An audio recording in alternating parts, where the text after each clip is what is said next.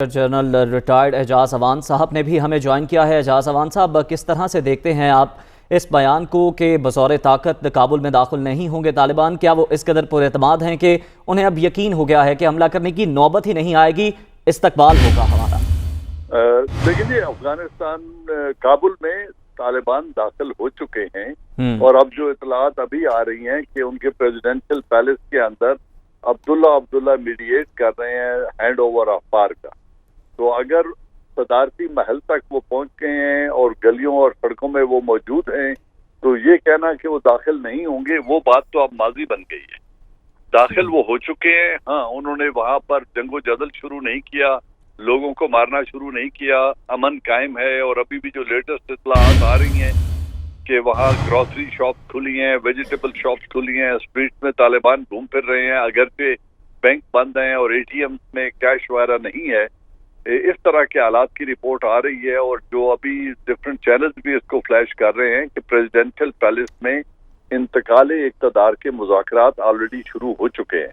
अगर ये एनवायरनमेंट है तो यकीनन अशरफ गनी सेफ पैसेज मांगेंगे। जो उनके सपोर्टर्स हैं जिन्होंने अमेरिका से वीजे वगैरह मांगे हुए थे, वो अपने सेफ पैसेज की रिक्वेस्ट करेंगे। और जो इंटरनेशनल कम्युनिटी है उनका हिफाजत तालिबान ने यकीनी बनाना होगा। अगर वो दुनिया के साथ ताल्लुकात में और अपनी एक्सेप्टेबिलिटी के लिए एक अच्छा माहौल पैदा करना चाहते हैं, तो इंटरनेशनल कम्युनिटी का तहफ़्फ़ुज़ और उनका खैरियत से अगर वो निकलना चाहें तो बखैरियत इनखला को उन्होंने यकीनी बनाना होगा। तो मुझे लगता है कि ये दोनों ऑब्जेक्टिव्स अटेनेबल हैं।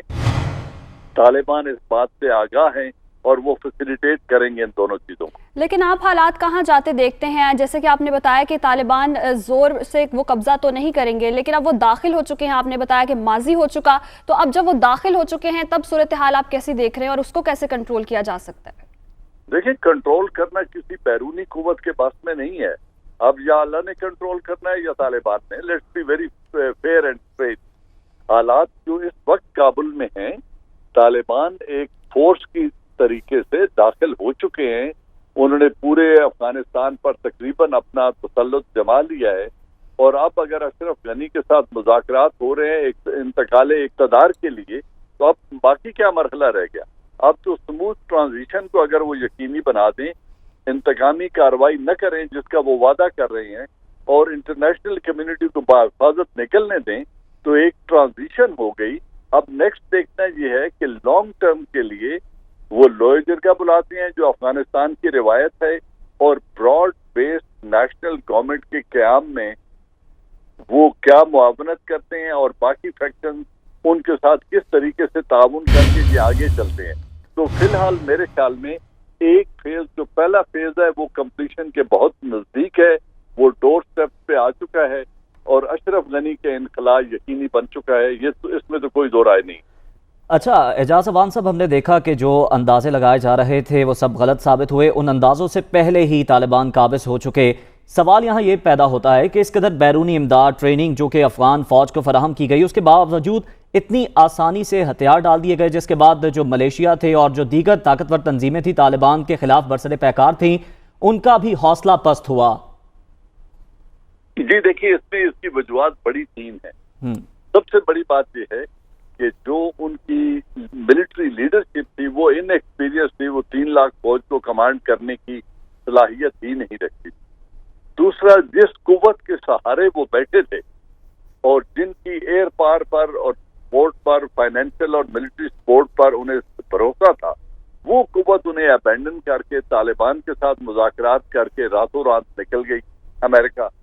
अब जब अमेरिका ने उन्हें अबैंडन कर दिया, तालिबान को लेजिटिमाइज कर दिया और खुद अपनी फोर्सेस वहां से निकाल ली, तो इनएक्सपीरियंस लीडरशिप उनको लेके आगे नहीं चल सकती थी। तीसरी वजह ये हुई कि जिस तरीके से जो हिंटरलैंड्स हैं उनमें जिस तरीके से उनके गवर्नर्स ने सरेंडर करना शुरू किया तालिबान के आगे, और एक पुरअमन एडवांस शुरू हो गया तालिबान का, उन्होंने भी कोई कत्लो गारत नहीं की और माफी देते आ गए। तो इन्हें अपनी आफियत इसी में नजर आई कि अफगानिस्तान में क़याम अमन के लिए अब इस ट्रांजिशन को रोका न जाए, उसको रेजिस्ट न किया जाए। मैं समझता हूँ अफगानिस्तान में एक एपेटाइट फॉर पीस आ चुकी है, मौजूद है, और अफगान जो 40 बरस से जंग देख रहे हैं अब वो चाहते हैं कि तमाम फैक्शंस बैठकर कौम के मुस्तकबिल का तयन करें और एक स्मूथ ट्रांजिशन हो जाए ताकि ये जंग खत्म हो और अफगान अपने मुल्क में अमन से रह सके।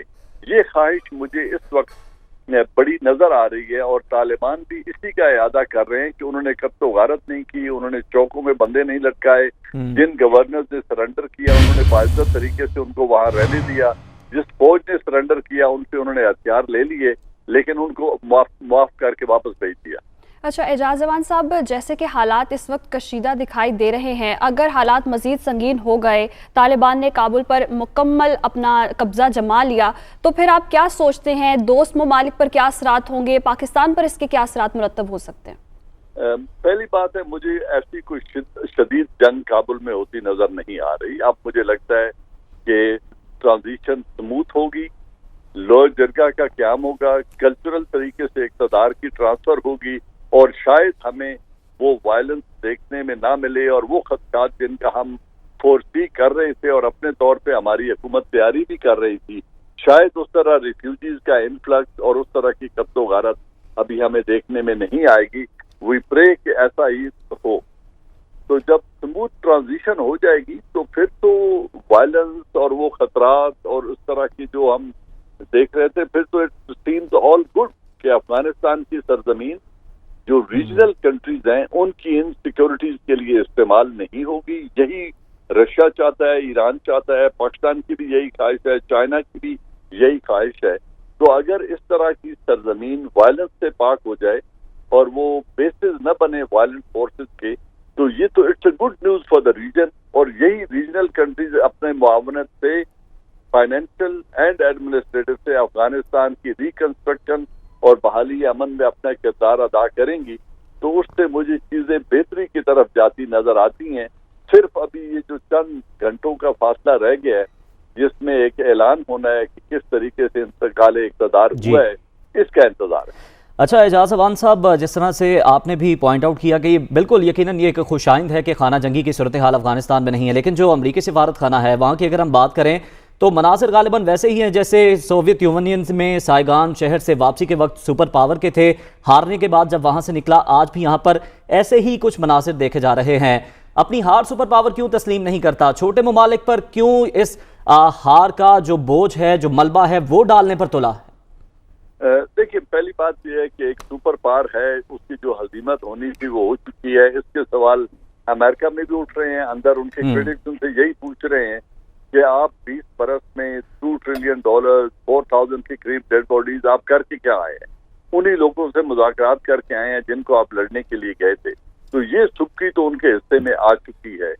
अब देखना ये है कि अगर उन्हें यहाँ से स्मूथ पैसेज भी मिल जाता है, जो कल जो बाइडेन ने ऐलान किया कि मैं 5,000 ट्रुप्स नए भेज रहा हूँ तहफ़्फ़ुज़ के लिए, वो तो लैंड भी नहीं कर सकते अभी काबुल में, वो तो आएंगे भी नहीं। तो जब वो आ नहीं सकते और तालिबान उनको बाइज्जत तरीके से, महफूज तरीके से अगर अमेरिकन को या निकलने की इजाजत दे देते हैं या उनकी एम्बेसी को तहफ़्फ़ुज़ देते हैं और उनको कहते हैं कि आप यहाँ बैठे रहो, तो it's a win win situation for Taliban. Ejaz जवान साहब, कता कलामी की माजरत, जो सदर बाइडेन की जानिब से जो स्टेटमेंट सामने आई है, आप उसमें एक कन्फ्यूजन है, वो अपील भी लग रही है तालिबान से और वो धमकी भी लग रही है, आप उसे किस तरह से लेते हैं? मेरे ख्याल में अब अपील के अलावा जो बाइडेन के पास कुछ रह नहीं गया, क्योंकि अब वो बहुत इमोरल तरीके से अगर बॉम्बिंग शुरू करते हैं तो उसके नतीजे में सफर करेंगे वो अमेरिकन जो इस वक्त काबुल में घिर चुके हैं। तो मेरे ख्याल में इतना रिस्क अमेरिका नहीं लेगा। फिलहाल वो इनसे रिक्वेस्ट करके अपने जो सोल्जर्स रिमेनिंग हैं, जो कॉन्ट्रैक्टर्स हैं और जो डिप्लोमेट्स हैं, उनके सेफ पैसेज की बात करेंगे या डिप्लोमेट्स को यहाँ तहफ़्फ़ुज़ की बात करेंगे, वो भी तालिबान के साथ जिनके साथ उन्होंने मुज़ाकरात की हैं। और Taliban will be too please, मेरे ख्याल में वो इंटरनेशनल एक्सेप्टेबिलिटी बढ़ाने के लिए ब्रिटिश डिप्लोमेट हो या अमेरिकन हो या वेस्टर्न कंट्रीज के कोई भी हो, उनको वो तहफ़्फ़ुज़ देकर एक अच्छी इब्तिदा कर सकते हैं कि हम वायलेंट नहीं हैं, हम इंतकाल इक़्तिदार चाहते थे और हम अफगानिस्तान में अमन के हामी हैं। अगर इस तरह के वो मैसेज देने में कामयाब हो जाते हैं तो दोनों के लिए, अमेरिका को एक फेस सेविंग मिल जाएगी और तालिबान की एक अच्छी इब्तिदा हो जाएगी। अच्छा एजाजवान साहब, जैसे कि अब हम देख रहे हैं कि मुज़ाकरात की सूरत हाल बनी हुई है, जैसे कि तर्जुमान तालिबान की जानिब से भी कहा गया कि जिन्होंने दखल अंदाजों की मदद की है उनके लिए भी दरवाजे खुले। आप क्या समझते हैं, अंदरूनी और बैरूनी ताकतें जो थी अब तक क्या मुज़ाकरात नहीं होने दे रही थी?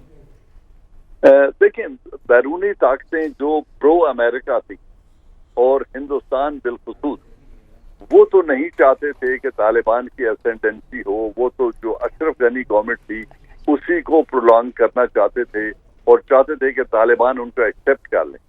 लेकिन तालिबान एक नजरियाती जंग लड़ रहे थे और वो चाहते थे कि हम इस्लामिक एमिरेट अफगानिस्तान, जिसका तख्ता उल्टा गया था मुल्ला उमर के दौर में 20 बरस पहले, उसको रेस्टोर करें।